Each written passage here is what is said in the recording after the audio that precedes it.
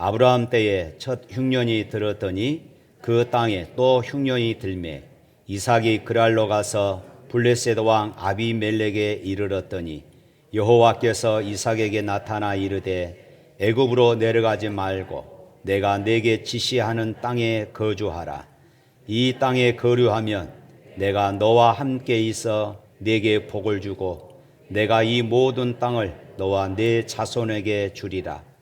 내가 내 아버지 아브라함에게 맹세한 것을 이루어 내 자손을 하늘의 별과 같이 번성하게 하여 이 모든 내 자손에게 주리니 내 자손으로 말미암아 천하 만민이 복을 받으리라. 아멘.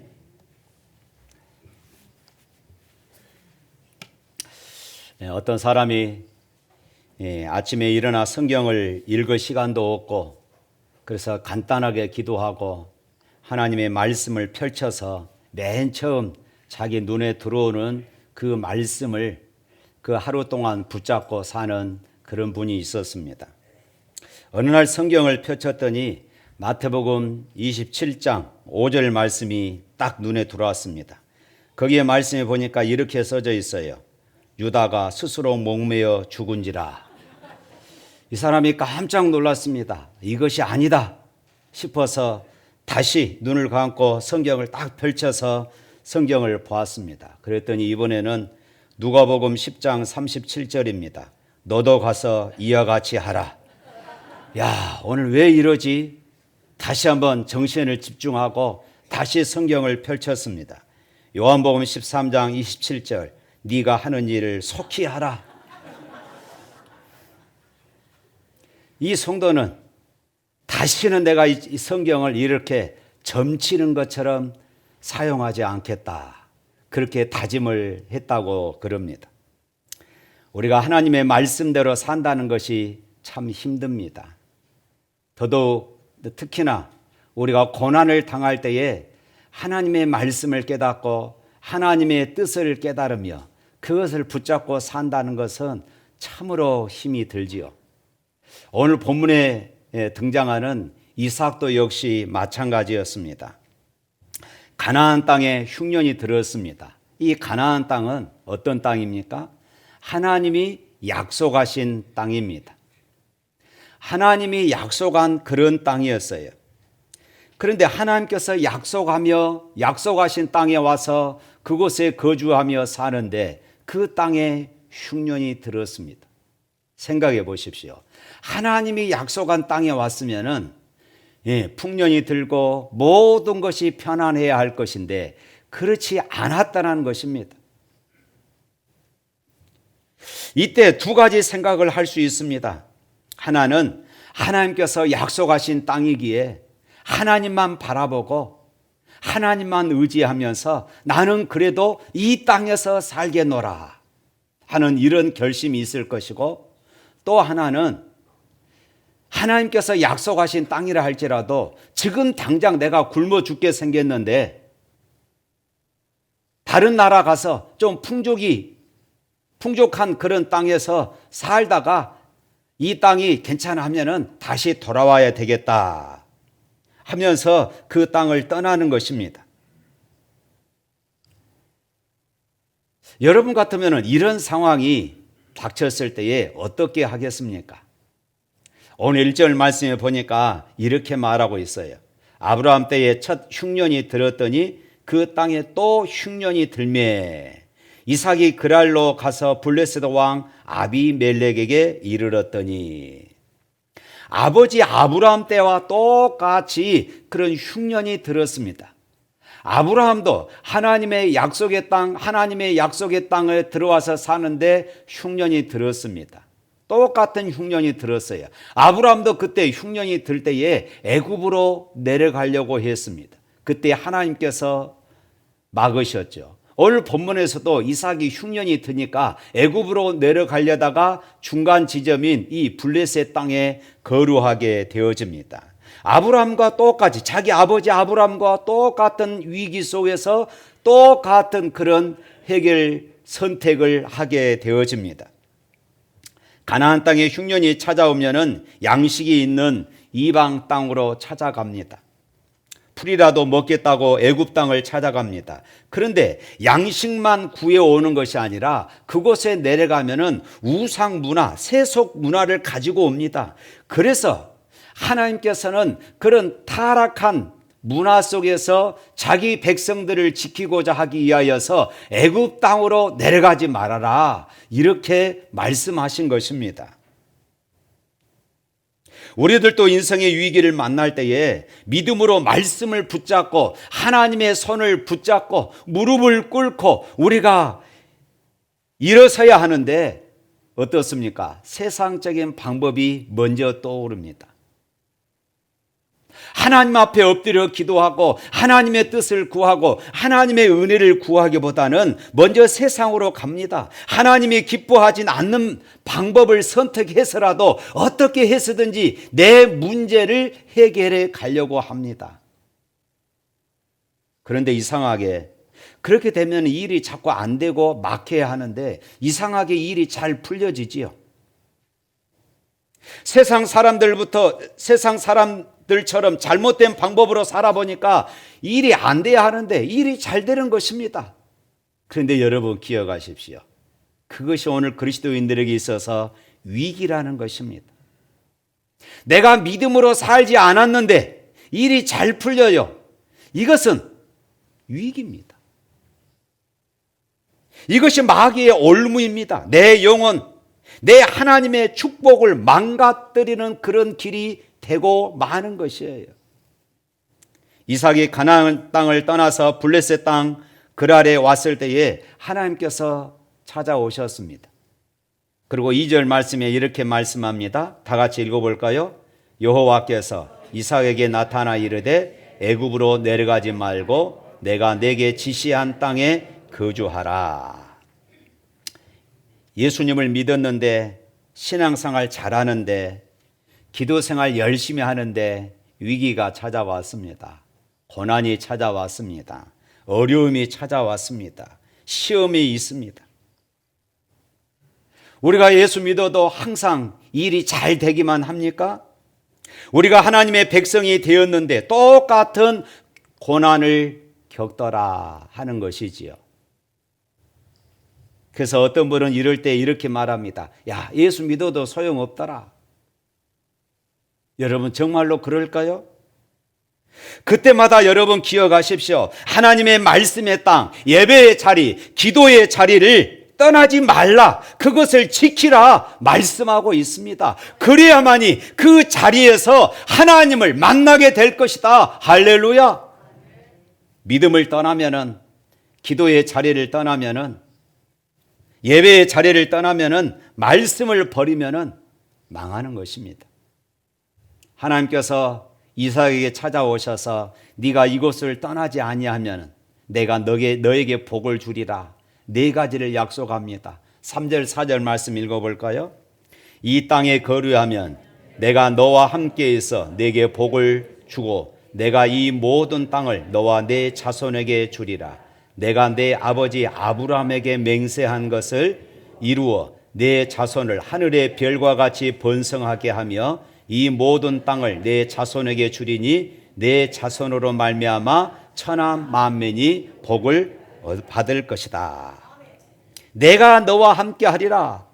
내가 이 모든 땅을 너와 내 자손에게 주리라. 내 자손을 하늘의 별과 같이 번성하게 하리라. 또 마지막으로 내 자손으로 말미암아 천하 만민이 복을 받게 될 것이다. 하나님이 이 4가지 약속을 하십니다. 그 중에서 가장 중요한 단어가 있습니다. 하나님께서 함께 하신다. 임마누엘입니다. 하나님이 우리 곁에 함께 하신다는 말씀입니다. 요셉이 수많은 고난의 여정을 걸어갈 때에 여호와 하나님께서 요셉과 항상 함께 계셨더라. 할렐루야. 이 말이 요셉의 인생을 말해주는 아름다운 형용사가 되었습니다. 하나님이 모세와 함께 하십니다. 하나님이 여호수아와 함께 하십니다. 하나님은 다윗과 함께 하셨습니다. 그 하나님이 오늘 어려움 속에 고통하고 울고 있는 저와 여러분들과 함께 하심을 믿으시기를 축복합니다. 여러분 혼자 해결할 수 없어서 쩔쩔매고 있는 그 자리에서 하나님은 함께 계심을 믿습니다. 실수한 그 자리에서도 함께 하십니다. 내 힘으로 감당할 수 없는 무거운 짐을 짊어지고 살아갈 때에 하나님은 함께 하셔요. 상처받아 울고 있는 그 자리에서 하나님은 나와 함께 하십니다. 믿으시기를 축복합니다. 애굽으로 내려가지 말라. 내가 지시한 땅에 거하라. 이 하나님의 말씀을 듣고 이삭은 가던 길을 멈추고 6절 말씀에 보니까 이삭이 그랄 땅에 거주하더니, 애굽 땅으로 가지 않았지만은 하나님이 약속하셨던 가나안 땅으로 다시 돌아가지 않고 블레셋 땅 그랄 지역에 거하게 되어집니다. 어찌 보면은 회색지대에 엉거주춤 하고 있습니다. 그때에 이삭에게 큰 시험거리가 찾아오게 되어지지요. 그랄 땅에 머무는 동안 그 나라 사람들이 이삭의 아내 리브가의 미모에 반해버리게 됩니다. 그래서 그 시절에는 미인을 아무나 취할 수가 없어요. 그 지역의 가장 부자 아니면은 그 지역의 가장 우두머리가 미인을 취할 수가 있는 것입니다. 그래서 소문에 소문을 타고 그 소문이 그 지역의 왕이었던 아비멜렉의 귀에까지 들어가고, 아비멜렉이 이 이삭의 아내를 자기 아내로 그렇게 빼앗아 버리는 이런 어처구니 없는 일들이 일어나게 되어져요. 이삭은 여기에서 자기 아버지가 범했던 똑같은 실수를 또 범하게 되어지죠. 자기 아내가 너무 예뻐서 혹시는 자기를 죽이고 아내를 빼앗아 갈까 봐 자기 아내를 자기 여동생이라 속이게 되어집니다. 그리고 아비멜렉에게 바치지요. 얼마나 이 우스운 일입니까? 엉거주춤 하나님께서 약속하신 가나안 땅으로 돌아가지 않고 그곳에 거했다가 엉거주춤, 순종도 아니고 불순종도 아니고 엉거주춤 하다가 이런 큰 시험거리를 만나게 되어져요.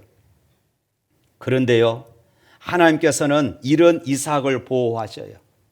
그 나라 왕으로부터 하나님은 리브가를 지켜내십니다. 그리고 이어지는 12절 말씀 이렇게 말하지요. 12절 한번 읽어볼까요? 12절 말씀 시작. 이삭이 그 땅에서 농사하여 그 해에 100배나 얻었고 여호와께서 복을 주심으로.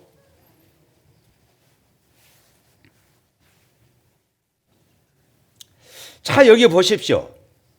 어찌 보면 이삭에게 하나님께서 100대의 몽둥이를 두드려야 할 것인데 하나님께서 반대로 100배의 복을 주시는 것입니다.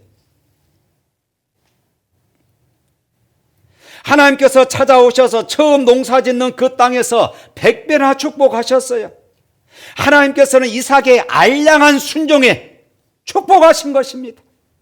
온전한 순종이 아니었음에도 불구하고 하나님은 축복하셨어요. 사랑하는 성도 여러분, 우리가 나이 들어가면서 이만하면 남 못지않는 건강으로 잘 사시는 분 계십니까? 그런데 생각해 보십시다. 내가 건강 관리를 잘해서 내가 이만큼 건강할까요? 하나님의 은혜였음을 믿으시기를 바랍니다. 여러분의 자녀들이 세상에서 남부럽지 않게 믿음 생활 잘하고 대학 잘 들어가고 취직하고 조그만 가게도 운영하고 자녀들이 밥 먹고 살아가는 거 내가 기도를 많이 해서 그렇게 됐을까요? 내가 자녀들 앞에 신앙의 본이 되어서 그렇게 되었을까요? 내가 하나님의 말씀으로 잘 양육해서 아이들이 이렇게 축복된 삶을 살았을까요? 기억하십시오. 하나님의 은혜였음을 믿으시기를 바랍니다. 하나님의 은혜였어요. 여러분이 경영하고 있는 일터, 사업장, 여러분들의 경영 수완이 좋아서 그렇게 된 것입니까? 하나님의 은혜였습니다. 은혜 아니면 살 수 없는 것이 우리 인생이 아니겠습니까? 하나님의 은혜임을 인정하고 고백하시기를 축복합니다. 오늘 12절 후반절에 보면은 여호와께서 복 주심으로 이렇게 말씀합니다. 이삭이 거부가 되었다는 말씀입니다. 이 말씀은 이삭이 이처럼 복을 받은 것은 하나님이 복을 주셨기 때문이라는 것입니다. 믿음의 조상이 되는 아브라함을 보십시오. 아브라함이 믿음의 조상이 되는 복을 받은 이유가 무엇이었습니까? 하나님께서 어느 날 아브라함에게 찾아오셔서 네 아비 친척 집을 떠나 내가 내게 지시할 땅으로 가라. 아브라함은 아멘 하고 순종했습니다. 그리고 100세에 독자 이삭을 낳았는데 어쩌다 하나님의 축복으로 이삭을 낳았는데 그 이삭을 하나님 앞에 번제물로 바치라고 합니다. 그때도 아브라함은 즉시로 순종하게 됩니다. 누가 봐도 아브라함은 믿음의 사람이고 누가 봐도 아브라함은 순종의 사람이었습니다. 그래서 하나님은 아브라함은 믿음의 조상이 될 수 있었던 것입니다. 야곱을 생각해 보십시다. 야곱은 얼마나 하나님의 축복을 받기에 아주 갈급한 사람이었는지 모릅니다. 야복강에서 천사와 씨름할 때에 천사를 놓아주지 않습니다. 환도뼈가 부러져서 절뚝거리면서도 복 받기를 원했던 사람이 바로 야곱입니다. 하나님이 나에게 복을 주지 않으면은 나는 이 손을 놓을 수가 없습니다. 나는 이 자리를 떠날 수 없습니다. 결국 하나님께서 야곱에게 복을 주십니다. 누가 봐도 야곱은 복을 받을 만한 사람이었습니다. 요셉도 그렇습니다. 그런 형들의 미움을 받아 노예로 팔려갔지만은 그 많은 고난의 세월 동안 하나님이 주신 꿈을 바라보며 살았습니다. 하나님을 향한 자기의 신앙을 버리지 않았습니다. 노예로 팔려갔고 또한 그곳에서 억울한 누명을 써서 죄수의 몸이 돼서 감옥에 들어갔음에도 불구하고 그들은 형들을 향하여서 원망하지 않았어요.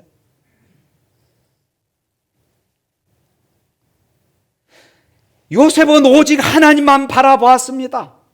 그런 요셉에게 하나님은 그와 함께 하셨고 결국은 애굽의 총리가 되는 이런 복을 주신 줄로 믿습니다. 그런데 보십시오. 이삭을 아브람 또 야곱, 요셉 이 세 사람은 이렇게 하나님의 축복을 받을 만한 그런 믿음이 있었습니다. 그런데 이삭은 하나님의 복을 받을 만한 특별한 조건들이 전혀 없었던 것입니다. 더군다나 애굽으로 내려가지 말라는 말씀을 듣고 가나안 땅으로 돌아가는 것이 아니라 블레셋의 땅인 그랄 땅에 머물렀습니다. 그러니까 순종이 아니었습니다. 엄밀히 말하면 불순종이었습니다.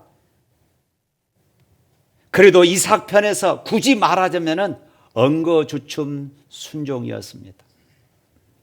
그럼에도 불구하고 엄청난 복을 누립니다. 하나님께서 이삭의 어떤 조건을 바라보고 복을 주신 것이 아니라 하나님께서 이삭을 사랑하셨기 때문에 이런 복을 주신 것입니다. 사랑하는 성도 여러분, 우리가 가장 크게 깨달아야 할 부분이 바로 이것이에요. 우리는 하나님 앞에서 복 받을 만한 자격이 있습니까? 하나님의 축복을 누릴 만한 그런 자격이 오늘 저와 여러분들에게 있습니까? 아브라함과 같은 순종의 믿음이 있습니까? 야곱처럼 축복을 간절히 사모하는 이런 믿음이 있습니까? 요셉처럼 고난 가운데서도 끝까지 하나님을 의지하는 이런 믿음이 있습니까? 그럼에도 불구하고 하나님은 오늘 저와 여러분들에게 이만큼 은혜와 복을 주셨습니다. 우리는 하나님으로부터 값없이 주시는 구원을 선물로 받은 사람들입니다. 우리가 율법을 잘 지켜서 죄 용서함을 받은 것이 아닙니다. 사람의 행위로 구원받은 것이 아닙니다. 내가 구원을 얻기 위해서, 내가 하늘의 복을 받기 위해서 내가 한 일은 아무것도 없어요. 하나님께서 구원을 선물로 주신 줄로 믿습니다.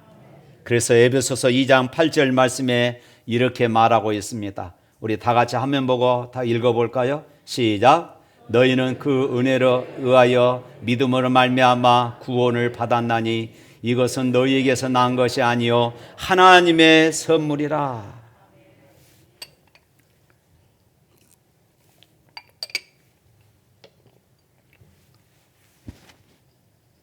하나님의 선물이라고 했습니다. 여러분, 하나님께서 죄인된 우리를 구원하신 이유가 무엇이라고 생각합니까? 하나님께서 죄인된 우리를 이토록 일방적으로 사랑하신 이유가 무엇이라고 생각하십니까? 그것도 독생자 예수 그리스도를 십자가에 죽게 하시면서까지 우리를 구원하신 이유가 무엇이라고 여러분 생각하십니까? 그 해답이 이사야서 43장 4절 말씀에 이렇게 말씀합니다. 다 같이 읽어봅니다. 네가 내 눈에 보배롭고 존귀하며 내가 너를 사랑하였은즉 내가 내 대신 사람들을 내어주며 백성들이 내 생명을 대신하리니 네가 내 눈에 보배롭고 존귀하여 내가 너를 사랑했다. 이렇게 말합니다. 우리가 잘나서가 아닙니다. 그냥 하나님은 우리를 이렇게 보배롭고 존귀하게 보신 것입니다. 손주들을 키우는 분들이 계시잖아요. 여러분들의 손주들을 바라보는 눈길이 이렇습니다. 보배롭고 존귀합니다.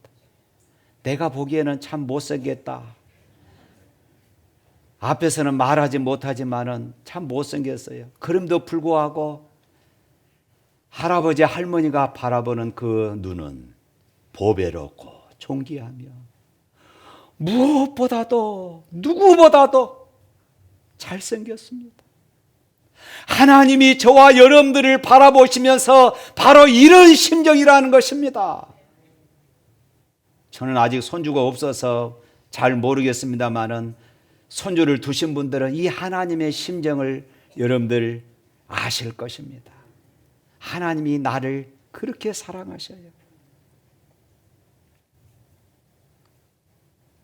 너무나도 사랑하십니다. 독생자를 십자가에 죽이기까지 우리를 사랑하셔요.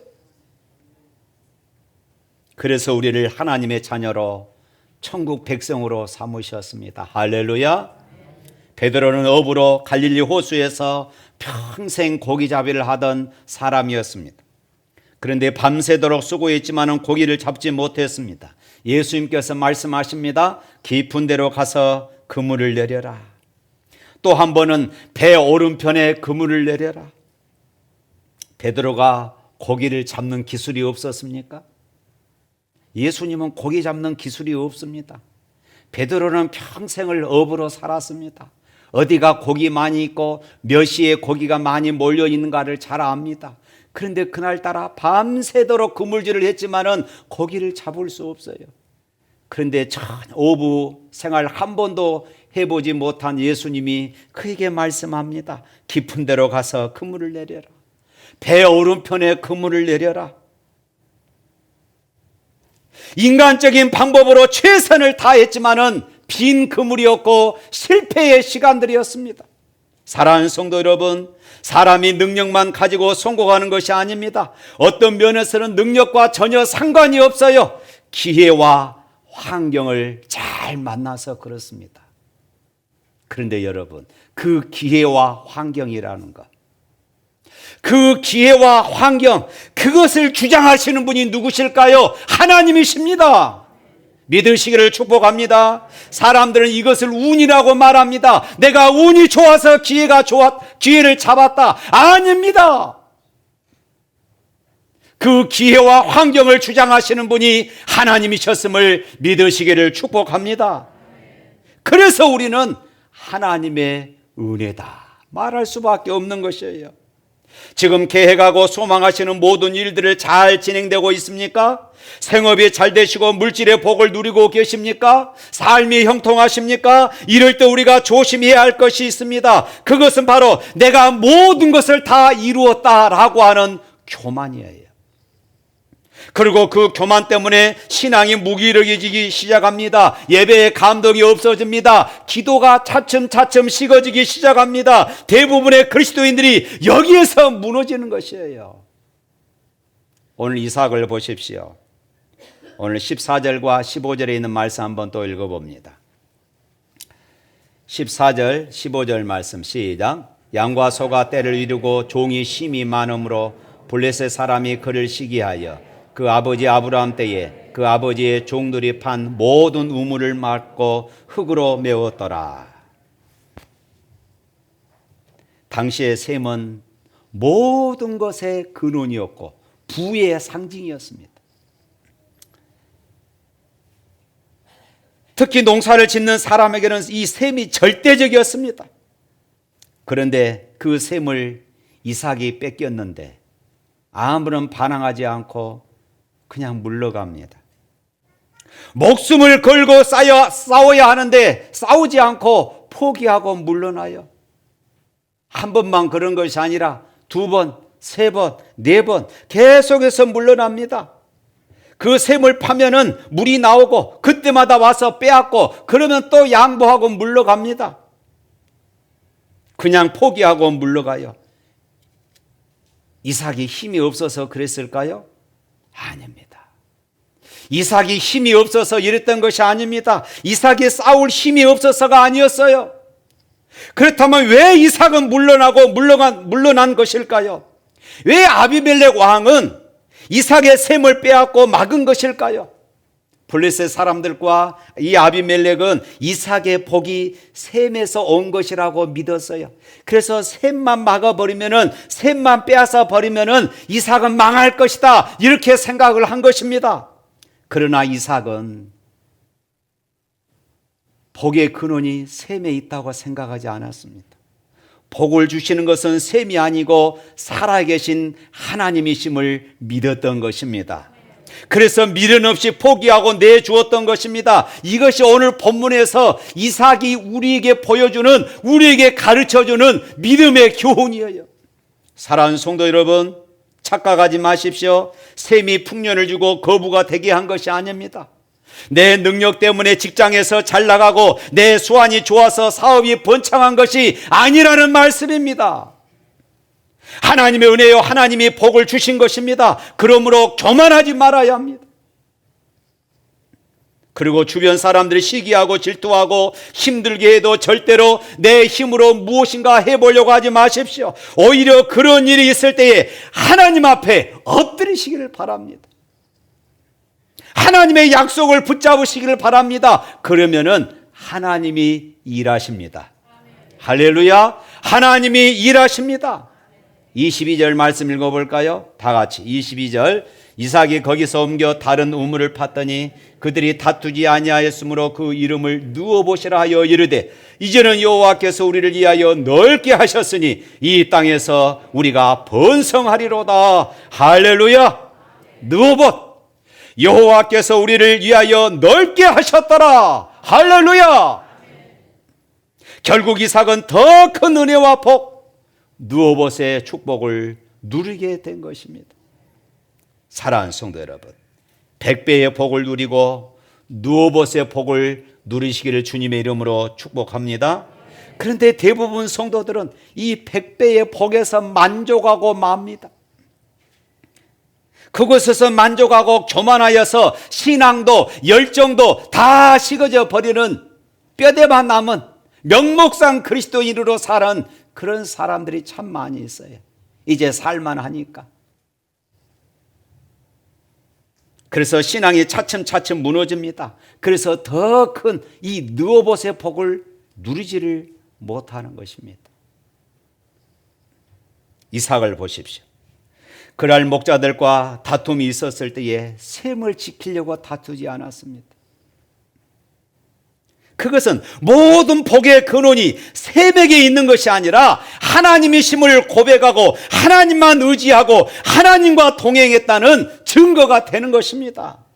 그래서 결국 하나님께서 그런 이삭에게 누워봇의 복을 주신 줄로 믿습니다. 사랑하는 성도 여러분, 그렇다면 왜 우리는 누워보세 복을 누리지를 못할까요? 그것은 100배의 축복에 만족하고 교만하여 하나님을 의지하지 못하고 더 하나님과 동행하면서 하나님의 은혜로 살지 않기 때문에 그렇습니다. 다시 말해서 사업이 조금 잘 되면은, 직장에서 조금 잘 나가면은 자기가 잘나서 그런 줄 압니다. 내가 가난하고 힘들 때는 때로는 철회하며 때로는 금식하며 밤을 새우가며 그렇게 기도했었는데, 이제 살만하니까, 배가 따뜻하니까 그런 자리들이 오히려 귀찮고 힘들더라는 것입니다. 예배의 자리가 차츰차츰 힘들어요. 그래서 형식적으로 주일 난예배 지켜주고 헌금 몇 푼 해주고 이 정도에서 머물더라는 것입니다. 포옹 냅니다. 포옹.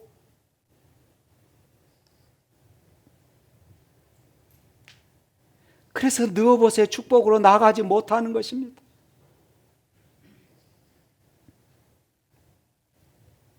제야대학을 하면서 읽은 도서 가운데 김광석 장로가 쓴 주가 쓰시겠다, 그리고 최의승 장로가 쓴 죽게 하듯 하라 하는 책이 있습니다. 여기서 김광석 장로는 그가 예수님을 만나기 전에는 불교 전국 청장년회장을 했던 사람입니다. 절도 하나를 지었던 그런 사람이었습니다. 그런데 그가 사업의 위기가 찾아왔을 때에 그런 절로 피신을 했어요.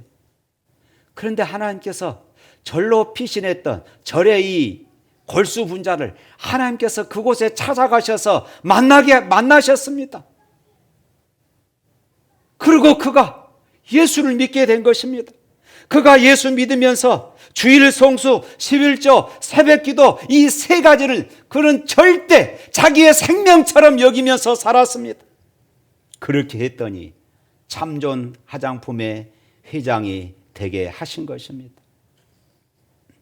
최의성 장로는 어려서부터 신앙생활을 했던 분인데 그가 사업을 하면서 큰 위기를 여러 번 맞이합니다. 물난리로 공장이 수장되는가 하면은 공장에 불이 나기도 하고, 때로는 부품이 결함이 되어서 발생해서 거래처나 수출이 끊어지기도 했습니다. 그러나 그럴 때마다 최의성 장로가 했던 행동이 있었습니다. 기도원에 들어가는 것입니다. 모든 것을 다 제쳐놓고 기도원에 들어가서 1주일이고 2주일이고 하나님 앞에 엎드려 부르짖습니다. 그러면서 이분도 역시 주일 성수, 11조, 새벽기도 이 신앙을 철칙으로 여기며 살았습니다. 그랬더니 하나님께서 누워보세 복을 주신 것입니다. 김광석 장로나 최의성 장로가